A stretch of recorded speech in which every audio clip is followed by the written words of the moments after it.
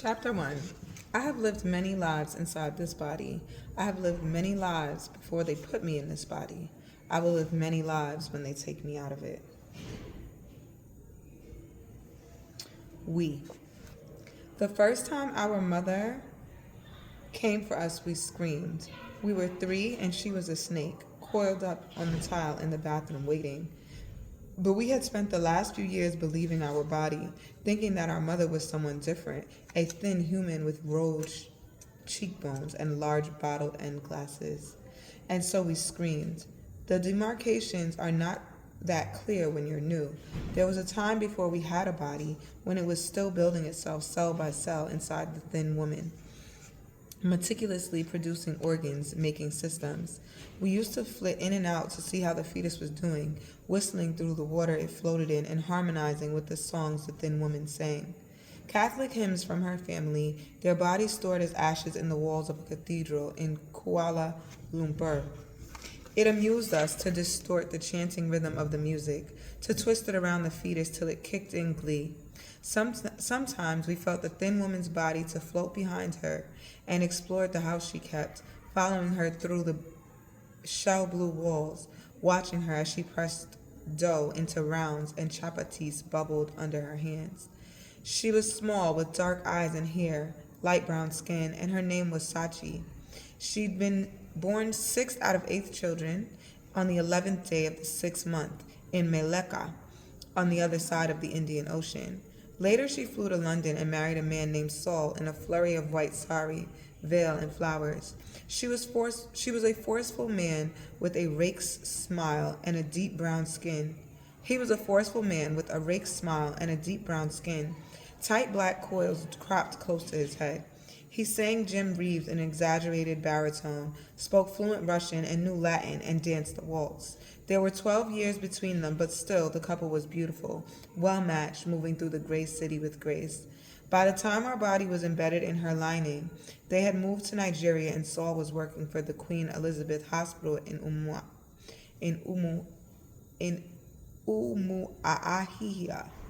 They already had a little boy, Chima, who had been born in Aba 3 years before. But for this baby, for us, it was important that they return to Umuahia, where Saul was born, and his father before him, and his before that. The blood following passed into the soil, oiling the gates, calling the prayer into flesh.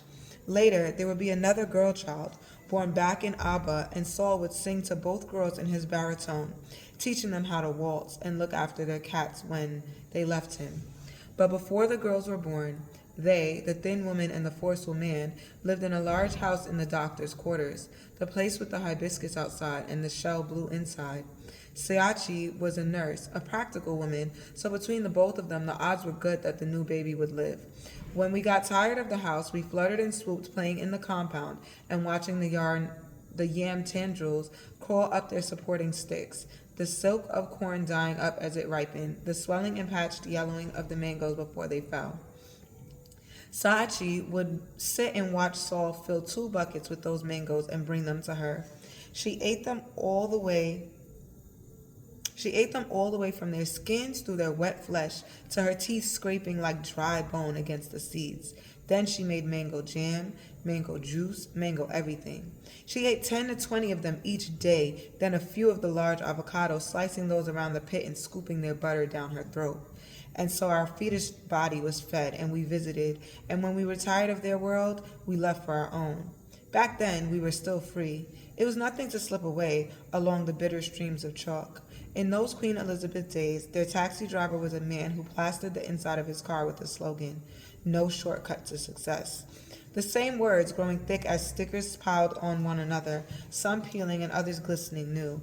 Every day Saachi left her little boy, Chima, at home with his nanny, and the taxi driver would take her from the compound to Saul's clinic in the interior of the village. That morning, the day we died and were born, her labor started as they drove down the twisting red roads.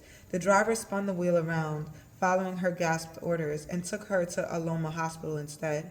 As her body called us and wrung itself out, all Saachi could focus on were those stickers swarming around the seats, reminding her that the short way did not exist. Meanwhile, We were wrenched, dragged through the gates, across the river, and through the back door of the thin woman's womb, thrust into the rippling water and the small sleeping body floating within. It was time. When the fetus had been housed, we were allowed freedom, but it was going to be alone, no longer flesh within a house, but a house itself, and we were the one meant to live in it. We were used to the warm thuds of two heartbeats separated by walls of flesh and liquid, used to the option of leaving, of returning to the place where we came from. Free like spirits are meant to be singled out and locked into the blurred consciousness of a little mind. We refused. It would be madness. The thin woman's body was prone to quick labors.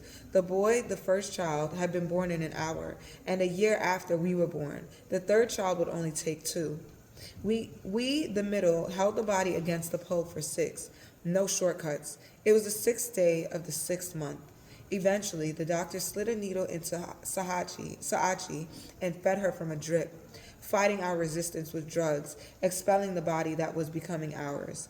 And so we were trapped by this unfamiliar birthing, this abomination of the fleshy, and this is how we ended up here.